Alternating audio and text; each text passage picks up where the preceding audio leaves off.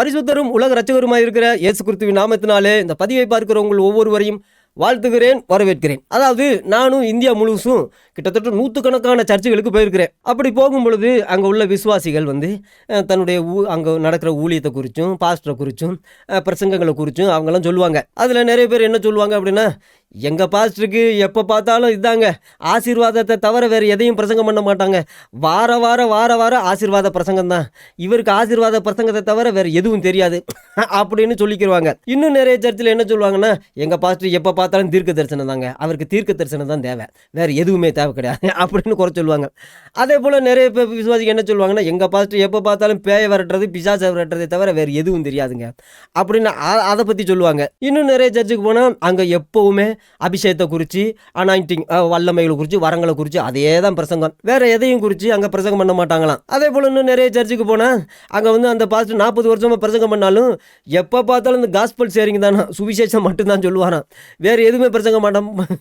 இயேசுநாதர் வந்தார், உங்களுக்கு சுகம் கொடுப்பாரு, நீங்கள் மனம் திரும்புங்க, இதே தானா. இன்னும் நிறைய சர்ச்சுக்கு போனால் எப்போ பார்த்தாலும் கடிது கொண்டு உபதேசம் தானா. ஏன்னு கேட்டால் வேதாகமத்தில் கடிந்து கொண்டு உபதேசம் பண்ண சொல்லியிருக்கு, அதனால வாரம் கடிந்து கொண்டு உபதேசம் பண்ணி மனம் திரும்பு, இதே தானா. இன்னும் நிறைய சர்ச்சுக்கு போனால் அங்கே வருகையை குறித்து தான், இயேசு கிறிஸ்து வருகை வரப்போறாரு, நம்ம தயாராக இருக்கணும், அதே தானே பிரசங்கம், அதுக்காகத்தானே ஆராதனை, வேற ஒன்றுமே இல்லையா. இன்னும் நிறைய சர்ச்சுக்கு போனால் அங்கே இந்த ஆவிக்குரிய கனிகளை குறித்து தான் அதிகமாக பிரசங்கம் பண்ணுவாங்களாம். கேரக்டர் எப்படி இருக்கணும், நல்லா பேசணும், கோவப்படக்கூடாது, பொறாமப்படக்கூடாது, நல்ல கேரக்டர்களை எப்படி வளர்த்துக்கணும், அதில் தான் அவங்க குறியாக இருப்பாங்களாம், வேறு எதையும் பற்றி அவங்க பிரசங்கம் பண்ண மாட்டாங்களாம். இன்னும் நிறைய சர்ச்சுக்கு போனால் எங்கள் பாஸ்டர் எப்போ பார்த்தாலும் காணிக்கையும் தசமா, அதை தவிர வேறு எதையும் பிரசங்கம் பண்ண மாட்டாருங்க அப்படின்னு சொல்லுவாங்க. இப்படி ஒவ்வொரு சர்ச்சிலையும் ஒவ்வொரு விதமாக அந்த பாஸ்டர்களை குறித்து, அந்த ஊழியத்தை குறித்து அவங்க குறை சொல்லுவாங்க. ஆனாலும் இது எல்லாமே பேலன்ஸாக இருக்க வேண்டியது ஒரு சர்ச்சில் அவசியம். அங்கேயும் காஸ்பல் இருக்கணும், அங்கேயும் தீர்க்க தரிசனம் இருக்கணும், அங்கேயும் பேய் பிசாசை விரட்டணும். ஏன்னு கேட்டால் எல்லா பிரச்சனையும் உள்ளவங்களும் வருவாங்க. அப்போ அந்த பிரச்சனைகளுக்கு ஏற்ற மாதிரியான சொல்யூஷன் அந்த சர்ச்சில் இருக்கணும். அப்போ அங்கே வல்லமையும் வரங்களும் செயல்படணும், ஆவிக்குரிய கனிகளும் வேணும், தசம் பாகத்தையும் பற்றி பிரசங்கம் பண்ணணும், காணிக்கை குறித்து பிரசங்கம் பண்ணணும். எல்லாமே அங்கே வேதாகமத்தில் நிறைய சர்ச்சுகளில் பழைய ஏற்பாட்டை தவிர்த்து வேறு எதையும் பிரசங்கம் பண்ண மாட்டாங்களாம். எப்போவுமே பழைய ஏற்பாடு தானே. அதே போல் நிறைய சர்ச்சுகளில் பவுலை தவிர, புதிய ஏற்பாட்டை தவிர வேறு எதையுமே பிரசங்கம் பண்ண மாட்டாங்க. இன்னும் தமிழ்நாட்டில் ஒரு சர்ச் இருக்கான், அந்த சர்ச்சில் எப்பவும் ஜாதியை பற்றி தான் பிரசங்கம் பண்ணுவாங்களாம். ஜாதி பார்க்கக்கூடாது, ஜாதி அதை தவிர்த்து அந்த பாஸ்டருக்கு கிட்டத்தட்ட 40 வருஷமாக வேறு எதுவுமே தெரியாதான். இப்படி ஒவ்வொரு சர்ச்சுகள்லையும் இப்படிப்பட்ட விஷயங்கள்லாம் நடக்குமா. அப்படி இருக்கும்பொழுது நிறைய சர்ச்சுகளில் இது எல்லாமே பேலன்ஸாக நடந்து புத்திசாலித்தனமாக அந்த ஊழியக்காரங்க அந்த சபையை நடத்துவாங்க, அந்த ஊழியத்தை நடத்துவாங்க. ஏன்னு கேட்டால் எல்லாமே இதெல்லாம் தேவையானது, எல்லாமே இதில் பேலன்ஸாக இருக்க வேண்டியது அவசியம். சரி, அப்படி இருக்கும் பொழுது இந்த வீடியோவில் நம்ம இந்த குவைத்தில் இருக்கிற இந்த இஸ்லாமியர்களுக்கு, இந்த மும்மின்களுக்கு, இந்த ஷேக்குகள், இந்த ஸ்காலர்ஸ்ன்னு சொல்லப்படுகிற இந்த இமாம்கள், மௌலானாக்கள், முல்லாக்கள், இவங்கெல்லாம் எப்படி பிரசங்கம் பண்ணுவாங்க, எந்த விதமான வாழ்வியல் நெறிமுறைகளை சொல்லிக் கொடுப்பாங்க, அவங்கள எப்படி நல்வழிப்படுத்துவாங்க, அவங்கள எப்படி சூனபதிக்கு அவங்க தயார் பண்ணுவாங்க அப்படிங்கிறத இந்த வீடியோ கிளிப்பில் நம்ம பார்க்க போகிறோம். யூடியூப்பில் பார்த்தா ஏகப்பட்ட வீடியோ இருக்குது. இவரும் அதில் ஒரு யூடியூபருங்க. இவர் யூடியூப்லேயும் 100கணக்கான வீடியோக்கள் ஹைடு பண்ணி வச்சுருக்காப்புல. அதையெல்லாம் காசு கொடுத்து தான் பார்க்க முடியுமா. ஆனால் ஒரு சில வீடியோக்களை இவர் பகிரங்கமாக கொடுத்துருக்காப்புல. இதை வச்சா தெரியும் அவர் ஹைடு பண்ணியிருக்கிறது எப்பேற்பட்ட வீடியோக்களாக இருக்கும் அப்படிங்கிறது. அதனால முதலாவது இந்த வீடியோ கிளிப்பை நம்ம பார்க்க போகிறோம். இது கிறிஸ்தவர்கள் விசேஷமாக பார்க்க வேண்டிய, ஏன்னு கேட்டால் வெளிநாடுகளில் எப்படியெல்லாம் அந்த மசூதிகளில் அந்த இஸ்லாமியர்களுக்கு போதனை கொடுக்குறாங்க அப்படிங்கிறத நீங்கள் தெரிஞ்சு வச்சுக்கொள்ள வேண்டியது ரொம்ப முக்கியம். அதனால முதலாவது இந்த வீடியோ கிளிப்பை நம்ம பார்ப்போம். பார்த்துட்டு அதுக்கடுத்து விளக்கமாக பார்க்க வேண்டியது ரொம்ப முக்கியம். يعني قتل المرتد مو عشان يصير مسلم. المرتد مرتكب لجرم مثل الزاني. الزاني إذا كان محصنا يرجم، إذا كان غير محصن يجلد. السارق إذا اجتمعت شروط قطع اليد قطعت يده. القاتل يقتل. فهذه عقوبات لهؤلاء على العمل الذي قاموا به. ومنها المرتد إذا ارتد يقتل، إذا تاب من الردة يترك.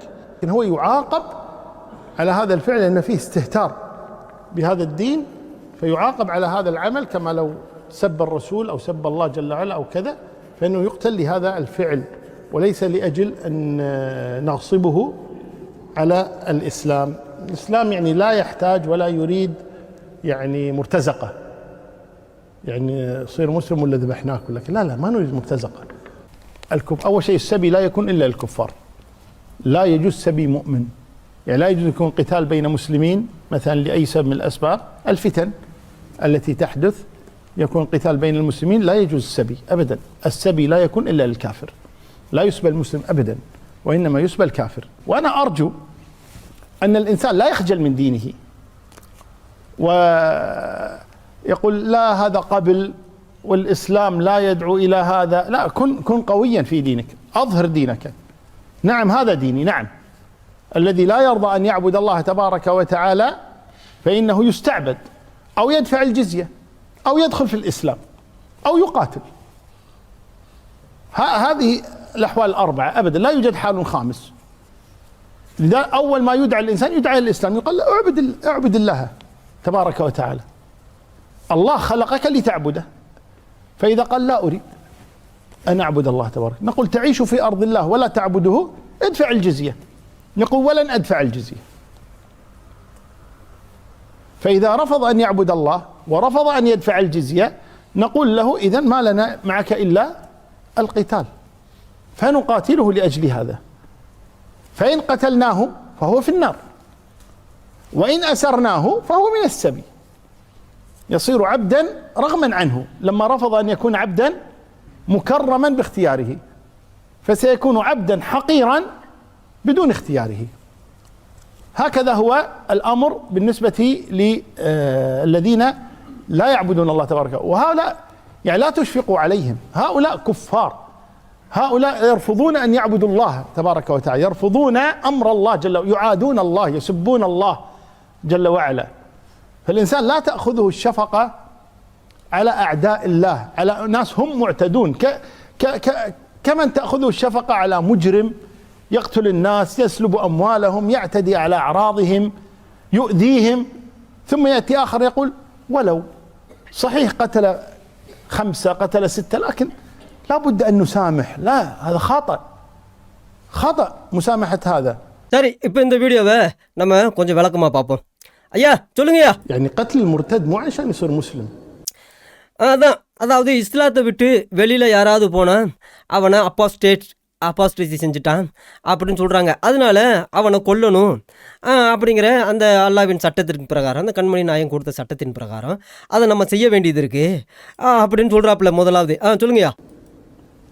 المرتد مرتكب ஏன்னு கேட்டால் அந்த அப்போஸ்டட் அப்படிங்கிற அந்த சொல்லப்படுகிற அந்த இஸ்லாத்தை விட்டு வெளியில் போகிறேன் அப்படின்னு சொல்கிறவங்க, நான் முஸ்லீமாக இருக்க விரும்பலை, நான் வேறு மதத்துக்கு போகிறேன் அப்படின்னு யாராவது சொன்னாங்க அப்படின்னா அவங்க வந்து மிகப்பெரிய ஒரு க்ரைம் பண்ணுறாங்களாம். அது ஒரு சாதாரண ஒரு க்ரைம் இல்லையா, அது வந்து மிகப்பெரிய ஒரு விபச்சார க்ரைமா. அதே போல் திருடனுக்கு என்ன செய்வாங்க, அவனுடைய கையை வெட்டுவாங்களாம், அவனுடைய கையை வெட்டிடுவாங்க, முழங்கைக்கு கீழே வெட்டிடுவாங்க, மொத்தமாக மணிக்கட்டுக்கு கீழே வெட்டிடுவாங்க.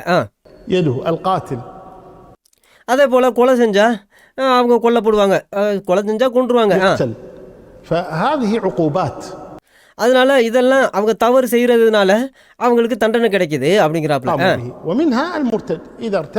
அதே போல தான் அப்போஸ்டசி அப்படிங்கிறதும் அதே போல தான். என்ன அப்படின்னா, ஒருத்தன் அல்லாவை ஏற்றுக்கலை, அல்லாவை விட்டு வெளியில் போகிறான், இஸ்லாத்தை விட்டு வெளியில் போகிறான் அப்படின்னா அவன் வந்து ஒரு பயங்கரமான குற்றம் செஞ்சுட்டான், கொலை குற்றம், அது கிரிமினல் குற்றம், அதனால அவனை கொல்லணும் அப்படிங்கன்னு போதிக்கிறாப்புல. யாரு? தன்னுடைய மும்மின்களுக்கு, அல்லாஹ்வின் மும்மின்களுக்கு.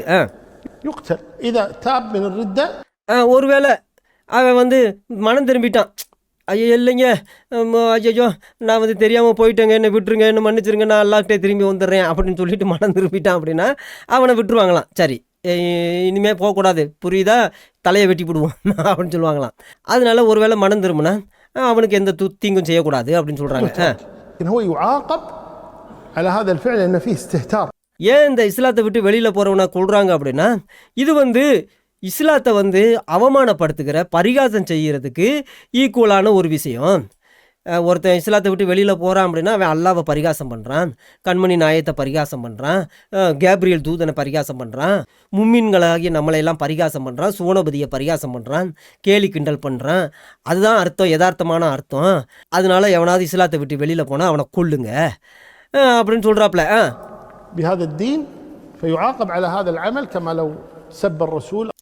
அதான் அல்லாஹ் வந்து அவன் பரிகாசம் பண்ணுறானா, கண்மணி நாயத்தை அவன் வந்து சபிக்கிறானா, அதான் விஷயமே. அல்லாஹ்வை சபிக்கிறானா, கண்மணி நாயத்தை சபிக்கிறானா. அப்போ அந்த மசூதியில் உள்ளவங்கலாம் கேட்குறாங்க, கேட்டுக்கிட்டு தான் இருக்காங்க அவருடைய உபதேசத்தை, அதிசயமான உபதேசம். சொல்லுங்கய்யா. أو سب الله جل وعلا أو كذا.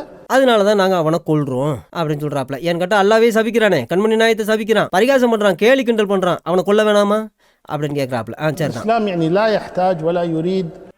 அதான் இஸ்லாம் இஸ்லாத்துக்கு கூலிப்படையெல்லாம் தேவை கிடையாது அப்படிங்கிறாப்புல.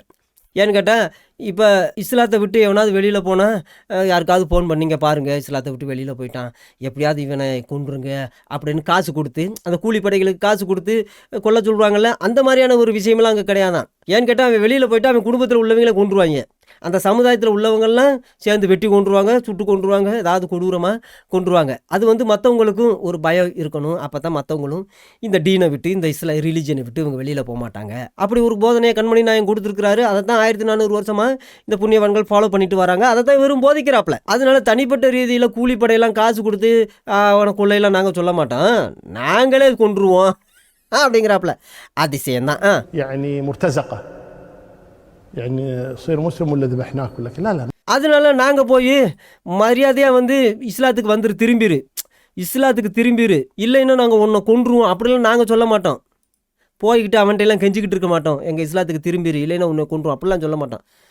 அவன் ஒருத்தன் போயிட்டான் அப்படின்னா, வெளியில் போகிறான்னா அவன் மொத்தமாக அவனை அனுப்பிச்சி விட்ருவான் அப்படிங்கிறாப்புல. அதிசயம்தான். மேலே அனுப்பிச்சி விட்ருவாப்புலையா. அதான் இவங்கெல்லாம் சேர்ந்து மேலே அனுப்பிச்சிருவாங்களாம். ما نريد مرتزقة. أول شيء السبي لا يكون إلا الكفار. அதனால தான் இவர் சொல்கிறாப்புல. அப்போ அடுத்த கேள்வி கேட்குறாங்க. முதல் கேள்வி என்ன அப்படின்னா, அப்போ ஒருத்தர் இஸ்லாத்தை விட்டு வெளியில் போனால் அவனுக்கு என்ன செய்யணும் அப்படின்னு. ரெண்டாவது கேள்வி என்ன அப்படின்னா, நம்ம அடிமைகளாக யாரை வச்சுக்கிறது, இஸ்லாமியர்களை அடிமைகளாக வச்சுக்கலாமா அப்படின்னு கேட்குறாங்க. அப்போ அவர் ஆன்சர் பண்ணுறாப்புல, ஐயோ ஒன்லி இன்ஃபிடல்ஸ் தான். இன்ஃபிடல்ஸ் யார் அப்படின்னா, இந்த யூதர்கள், கிறிஸ்தவர்கள், கம்யூனிசவாதிகள், கடவுள் இல்லை என்று கடவுளை மறுக்கிறவர்கள், கடவுள் மறுப்பாளர்கள்னு சொல்லுவாங்க இல்லையா, இவங்க எல்லாமே இன்ஃபிடல்ஸ், அல்லாவின் துரோகிகள். இவங்களையெல்லாம் நம்ம அடிமைகளாக வச்சுக்கலாம். அடிமைகளாக இருந்தால் என்ன, பிடிச்சிட்டு வீட்டு வேலைக்கா? இல்லை, ஆண்களாக இருந்தால் வீட்டு வேலைக்கு, தோட்ட வேலைக்கு, மற்ற எல்லா கச்சடா வேலைக்கு. பெண்களாக இருந்தால் அவங்க மற்ற வேலைகள் எல்லாம் செய்ய விட மாட்டாங்க, அவங்க ஒன்லி செக்ஸ் சிலேவ். அதுதான் இவங்களுடைய ஆசை நிறைவேற்றுற விதமாக அவங்க எப்பவும் தயாராக இருக்கணும். அதுக்காக அவங்க அந்த செக்ஸ் சிலேவாக வச்சுக்கிடுவாங்க. அதுதான் சிலேவ் பண்ணுவாங்களாம். அப்போ காஃபியர்களை, இந்த கிறிஸ்தவர்களை, யூதர்களை, கடவுள் மறுப்பாளர்களை நீங்கள் என்ன செய்யணும், அவங்கள நீங்கள் அடிமையாக்கலாம் அப்படின்னு தன்னுடைய மசூதியில் இருக்கிற அந்த அல்லாவின் அடிமைகளுக்கு போதனை செய்கிறாப்புல. ஆனால் முஸ்லீம்களை, இன்னொரு முஸ்லீமை நம்ம அடிமையாக்கக்கூடாது, அவங்கள அடிமைகளை செக்ஸ் அடிமையாவோ இல்லை வீட்டுக்கு அடிமையாகவோ நம்ம வைக்கக்கூடாது அப்படின்னு சொல்கிறாப்புல. இதனால தான் இந்த மார்க்கத்தை கருணையின் மார்க்கம் அப்படின்னு சொல்கிறாங்க. என்கிட்ட எப்படி கருணை காமிக்கிறாங்க பார்த்தீங்களா? இஸ்லாமியர்களாக இருந்தால் அவங்களுக்கு அப்பேற்பட்ட கருணை காமிப்பாங்களாம். அதனால தான் அவர்களை கருணையின் மார்க்கம் அப்படின்னு சொல்கிறாங்களாம். அதிசயம்தான். لا يجوز سبي مؤمن. لا يجوز يكون قتال بين مسلمين مثلا لأي سبب من الأسباب. ஒருவேளை இஸ்லாமியர்களுக்குள்ளேயே சண்டை வந்துச்சு அப்படின்னா, ஏதாவது ஒரு ரீசனில் சண்டை வந்துருச்சு, பிரச்சனை வந்துருச்சு அப்படின்னா அவங்க என்ன செய்யறது அப்படின்னு கேட்குறாப்புல. الفتن يجوز السبي أبدا. السبي لا يكون. எந்த காரணத்தினாலையும் இஸ்லாமியர்களை அடிமைகளாக வச்சுக்க கூடாது. ஒன்லி காஃபியர்கள், கிறிஸ்தவர்கள், யூதர்கள், கடவுள் மறுப்பாளர்களை தான் நம்ம அடிமைகளாக வச்சுக்கணும். அந்த பெண்களை தான் நம்ம கற்பழிக்கணும். மற்றபடி இஸ்லாமியர்களுக்கு அந்த மாதிரி செய்யக்கூடாது அப்படின்னு சொல்கிறாப்புல. அது எந்த ரீசன்னாலும் பரவாயில்லையா. அதனால தான் இவர் என்கரேஜ் பண்ணுறாப்புல யாரை, இஸ்லாமியர்களை. என்ன அப்படின்னா, நீங்கள் இதுக்கு வெக்கப்படாதீங்க, இப்படியெல்லாம் பேசுகிறாங்களே, இப்படியெல்லாம் இருக்கேன் நம்ம ரிலீஜனில் அப்படின்னு வெக்கப்படாதீங்க, கேவலப்படாதீங்க, அவமானப்படாதீங்க. ஏன்னு கேட்டால் இந்த ரிலீஜன் அப்படிப்பட்ட ரிலீஜன்.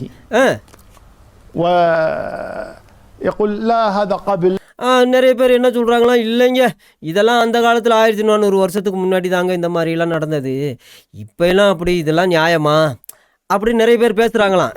இஸ்லாம் லா யதுஉ இலா ஹாதா. இஸ்லாம் அப்படியெல்லாம் யாரையும் செய்ய சொல்கிறது இல்லை, இந்த புனித போரெல்லாம் செய்ய சொல்கிறது கிடையாது, அடிமைகள் எல்லாம் வச்சுக்கிறது சொல்கிறது கிடையாது, 6 வயசு பிள்ளையெல்லாம் கல்யாணம் பண்ணிக்க சொல்கிறது கிடையாது, இது நியாயம் இல்லை அப்படின்னு நிறைய பேர் சொல்கிறாங்களாம். அதனால இவர் சொல்கிறாப்புல, என்ன சொல்கிறாப்புலன்னு அப்படின்னா, இப்படி நீங்கள் ஃபேமாக இருங்க, உறுதியாக இருங்க, இதை புறக்ளைம் பண்ணுங்க, மற்றவங்களுக்கு இதை புறக்ளைம் பண்ணுங்க. எப்படி புறக்ளைம் பண்ணுங்க? ஆமாயா இதுதாயா என்னுடைய ரிலீஜியன், ஆமாயா நாங்கள் அப்படி தான் செய்வோம், நீ அப்படி சொல்கிறியா, அங்கே எழுது, ஆமாம் அதுதான் 1400 வருஷத்துக்கு முன்னாடி அங்கே எங்கள் கண்மணி நாங்கள் என்ன செஞ்சாரோ அதை தான் நாங்கள் செய்கிறோம், இதுதான் எங்கள் ரிலீஜியன், இப்போ என்னங்கிற அப்படின்னு தைரியமாக சொல்லுங்க அப்படிங்கிறாப்புல. அதிசயம்தான். الذي لا يرضى أن يعبد الله تبارك وتعالى. அதனால ஆனால் நீங்கள் வந்து யாரெல்லாம் அல்லாவை தொழுகை செய்யலையோ தொழுது கொள்ளாமல் இருக்காங்களோ வேறு மதத்தில் இருக்காங்களோ فإنه يستعبد. அவங்கள வந்து நீங்கள் வந்து என்ன செய்யுங்க அடிமைகளாக்கி கொள்ளுங்க. அதோட ஃபோர்ஸ் பண்ணுங்க. என்ன அப்படின்னா ஜிஸ்யா தெண்டவரி கப்பம் கட்டிட்டு நாட்டில் இருந்துக்கணும்னு சொல்லுங்க. أو يدفع الجزية أو يدخل في الإسلام. இல்லை அப்படின்னா இஸ்லாத்துக்கு கன்வெர்ட் ஆயிரு அப்படின்னு சொல்லுங்க. அப்படி இல்லை அப்படின்னா நான் உங்களோட சண்டை போடுவோம் அப்படிங்கிறாப்புல. أو يقاتل. هذه الأحوال الأربع. இதுதான் 4 ஆப்ஷன் தான். இஸ்லாத்தில் வந்து வெறும் 4 ஆப்ஷன் தாங்க. அதுக்கு மேலே வேறு 5வது ஆப்ஷன் இஸ்லாத்தில் கிடையாது. இஸ்லாத்தில் 5வதாக ஒரு ஆப்ஷன் கிடையாதுங்க. 4 ஆப்ஷன் தான் அப்படிங்கிறாப்புல. அது சரி. لا يوجد حال خامس. لذا أول ما يدعى الإنسان يدعى الإسلام. அதான் முதல்ல வந்து எந்த ஒரு மனுஷனையும் இஸ்லாத்துக்கு கூப்பிடுங்க. اعبد الله. சொல்லுங்க ஒர்ஷிப் அல்லாவை வந்து தொழுகை செய்யி. அல்லா தான் உன்னைய வந்து படைச்சான். அதனால நீ வந்து அல்லாவை வந்து தொழுகை செய்யணும் அப்படின்னு முதலாவது சொல்லுங்க. تبارك وتعالى. فإذا قال لا أريد. ஒருவேளை அவன் வந்து இல்லை அல்லாவை நான் தொழுகை செய்ய முடியாது அப்படின்னு சொன்னால் அப்புறம் வந்து நம்ம வந்து அவங்களுக்கு சொல்ல வேண்டியது வரும் ஒரு விஷயம். அது என்னங்கய்யா சொல்ல வேண்டியது வரும்? نقول تعيشوا في أرض الله ولا تعبد. நீ வந்து எங்களுடைய லேண்டில் இருக்க இது வந்து அல்லாவின் உலகம், இது அல்லாவின் தேசம். அப்படி இருக்கும் பொழுது இந்த உலகத்தில் நீ வாழணும் அப்படின்னா ஒன்று எங்கள் அல்லாவை தொழுது கொள்ளு. எங்கள் அல்லாவையும் தொழுது கொள்ளலை அப்படின்னா எங்களுக்கு தெண்டவரி கப்பம் கட்டிட்டு நீ இருந்துக்க. ஏன்னு கேட்டால் இது இங்கே அல்லாவின் உலகம் அப்படின்னு சொல்லுவாராம். ادفع الجزية. نقول ولن أدفع الجزية. ஒருவேளை அவன் வந்து நான் ஜிஸ்யாவெலாம் தெண்டவரிலாம் கட்ட முடியாதியா அப்படின்னு அவன் சொன்னான் அப்படின்னா فإذا رفض أن يعبد الله ورفض أن அதான் ஒருவேளை ரெஃப்யூஸ் பண்ணிட்டாராம். என்ன அல்லாவையும் தொழுது கொள்ள மாட்டாராம், ஜிஸ்யாவும் கட்ட மாட்டாராம் அப்படின்னா அவன்கிட்ட ஒரு விஷயத்தை சொல்லணும். என்ன சொல்லணும்? نقول له إذن ما لنا معك. எங்களுக்கு வேறு சான்ஸ் இல்லையா, நான் சாய்ஸ் கொடுத்துட்டோம் ஆனால் நீ அதை ஏற்றுக்கிற மாட்டேன்ட்ட, அதனால எங்களுக்கு வேறு எந்த ஒரு சாய்ஸும் இல்லை, அதனால உன்னோட சண்டை போடுவோம் அப்படின்னு அந்த நாட்டில் அந்த ஊரில் உள்ளவங்க கிட்ட சொல்லுவாங்களாம். அதிசயம் தான். فنقاتله لأجلها. அதனால தான் நம்ம வந்து அவங்களோட சண்டை போடுறோம், சும்மா சண்டை போடுறோம் அப்படின்னு கேட்குறாப்புல. அதிசயம் தான். فإن قتلناه فهو في النار. அதனால நம்ம அவங்கள கொன்னா அவங்க நரகத்துக்கு போயிடுவாங்க. அதனால முடிஞ்ச வரைக்கும் அவங்கள கொல்லாதீங்க, அவங்கள வந்து கேப்சர் பண்ணுங்க, அவங்கள சண்டை போட்டு பிடிங்க. நாங்கள் எதுக்காக சண்டை போடுறோம்? ஏன் நாங்களே வெட்டி கொள்ள மாட்டோமா? எதுக்காக முதல்ல சண்டை போடுறோம்? சண்டை போடுறது உங்களை அடிமைகளாக பிடிச்சிக்கிறதுக்கு. அடிமைகளாக பிடிச்சிட்டா நீங்கள் என்ன செய்வீங்க? அடிமைகள் ஆயிடுவீங்க. அடிமைகளாகிட்டா உங்களுக்கு சூனபதி கிடைக்கும். ஆனால் நாங்கள் சண்டை போடும்போது உங்களை கொண்டுட்டா நீங்கள் நரகத்துக்கு போயிடுவீங்க. அதனால முதல்ல நாங்கள் வந்து உங்களை கொல்ல மாட்டோம், முடிஞ்ச வரைக்கும் நாங்கள் உங்களை கொல்ல மாட்டோம், உங்களை கேப்சர் பண்ண பார்ப்போம். அதிசயம் தான். يصير عبدا رغما عنه لما رفض أن يكون عبدا مكرما باختياره فسيكون عبدا حقيرا بدون اختياره. அதனால அவன் நம்ம சொன்னதை கேட்காததுனால அவனுடைய விருப்பத்துக்கு மாறாதான் நம்ம என்ன செய்ய வேண்டியது வருது, செய்ய வேண்டியது வருது. வேறு வழி இல்லை அப்படிங்கிறாப்புல. இதுக்கு பேர் தான் ஹியூமன் ரைட்ஸ் வயலேஷன். ஏன்னு கேட்டால் ஒரு மனுஷனுடைய விருப்பத்துக்கு விரோதமாக அவனுடைய எல்லைக்குள்ளே போய் இப்படி செய்யக்கூடாது. அப்படி செஞ்சால் அதுக்கு பேர் ஹியூமன் ரைட்ஸ் வயலேஷன். ஆனால் அதை இவங்க செய்வாங்களாம். இவங்களுக்கு ஹியூமன் ரைட்ஸ் வயலேஷன்லாம் கிடையாதான். ஹியூமன் ரைட்ஸ் வயலேஷன் வந்து ஒன்லி யூதர்களுக்கு, கிறிஸ்தவர்களுக்கு, அந்த இறை மறுப்பாளர்கள் அவங்களுக்கு தான் ஹியூமன் ரைட்ஸ் வயலேஷன்லாம். மற்றபடி இவங்களுக்கெல்லாம் அதெல்லாம் கிடையாதான். இவங்க 4 ஆப்ஷன் கொடுப்பாங்களாம், கேட்கலையா நம்முடைய விருப்பத்தை மீறி நம்மளை கொண்டு போய் வீட்டில் அடிமைகளாக வேலைகளுக்கு வச்சுக்கிடுவாங்களாம். அதிசயம்தான். சொல்லுங்கய்யா. هكذا هو الأمر بالنسبة لي. இந்த விஷயங்கள் தான், இந்த மாதிரி விஷயங்கள் யாருக்கு போகும், செல்லுபடியாகும் அப்படின்னா அல்லாவை தொழுது கொள்ளாத எல்லாருக்குமே செல்லுபடியாகும் அப்படிங்கிறாப்புல. யாரெல்லாம் அல்லாவை தொழுது கொள்ளலையோ அவங்களுக்கு இதெல்லாம் சம்பவிக்கணும் அப்படின்னு الذين لا يعبدون الله تبارك وهؤلاء يعني لا تشفقوا. அதனால நீங்கள் அவங்க மேலே ரொம்ப பரிதாபப்படாதீங்க.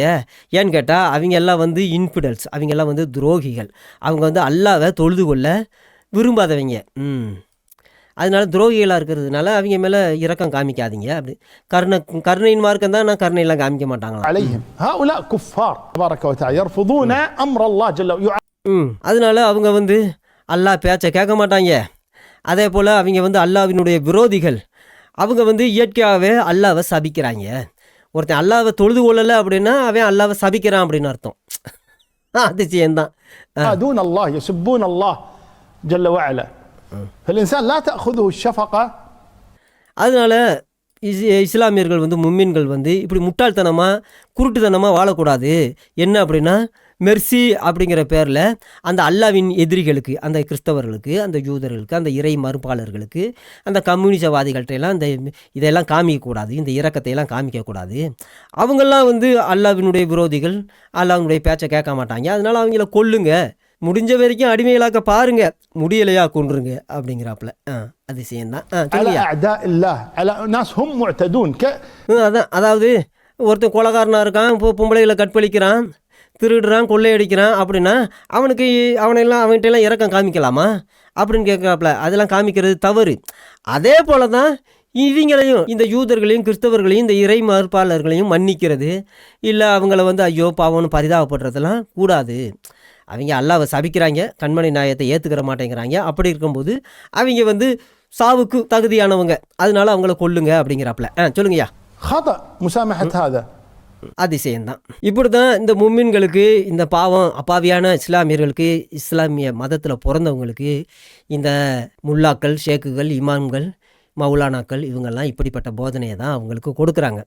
அதனால தான் அவங்க எல்லாருமே பயங்கரவாத தீவிரவாத செயல்களில் ஈடுபடுறதில்ல, அவங்க போகிறதில்ல, பங்கேற்கிறதில்ல, அவங்க வெக்கப்படுறதில்ல. இப்படிப்பட்ட காரியங்களை செஞ்சாலும் நீங்கள் வெக்கப்படாதீங்க, தைரியமாக வந்து ஆமாம் இதுதான் எங்களுடைய ரிலீஜன் அப்படின்னு சொல்லுங்கள் அப்படின்னு சொல்லி போதனை கொடுக்குறாப்புல. யோசிச்சு பாருங்கள், கொஞ்சம் நினச்சி பாருங்கள், அந்த மசூதியில் தொழுது கொள்ள வர்றவங்க எப்பேற்பட்ட மனநிலை உள்ளவங்களாக இருப்பாங்க அப்படின்னு.